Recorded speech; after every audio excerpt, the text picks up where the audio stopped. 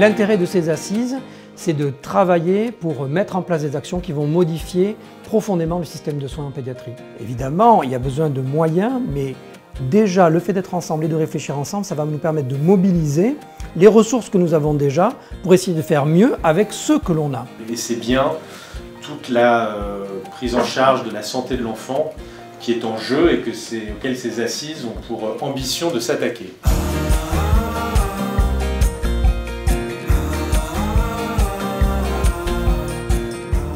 Notre objectif à nous, ce n'est pas de refaire un énième constat, mais c'est bien de trouver des solutions et de faire des propositions qui elles-mêmes seront synthétisées par les pilotes nationaux et ensuite arbitrées par le ministère.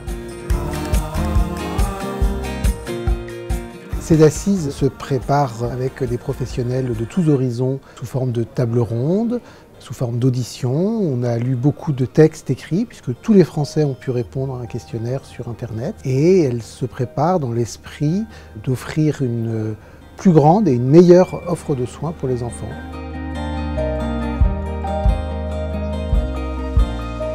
Lorsque les assises en décembre ont été annoncées, on s'est dit finalement on pourrait voir au sein de notre établissement comment on travaille autour. Est-ce qu'il y a des choses qu'on a déjà fait qui semblent rentrer dans le cadre des assises et où est-ce qu'il y a des choses à mettre en place et à réfléchir.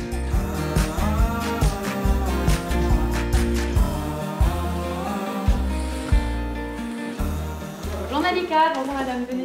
Il y a un vrai besoin d'accompagnement social, donc je vais faire le premier lien en fait. Le médecin va faire toute la partie médicale, certificat médical. Je vais pouvoir aussi accompagner les parents, les aider dans tout ce qui est administratif. Il y a des réels besoins, vraiment les médecins sont en général contents et ça les décharge pas mal et au moins ils savent que les patients ils sont pas perdus dans la nature. Parce que souvent, c'est ce qui pouvait arriver, ils repartent avec l'ordonnance ou le courrier pour le spécialiste et rien n'est fait. Le fait de déléguer, ça facilite le travail parce qu'en fait, on ne peut pas tout faire tout seul en fait et ça me permet de prendre plus le temps. C'est un travail d'équipe. Je coordonne mon travail avec du coup les directrices de crèche. J'échange aussi avec les auxiliaires, orthophonistes ou la psychomote. Notre vrai défi du quotidien, c'est avoir le nombre de professionnels pour s'occuper des patients et avoir la compétence.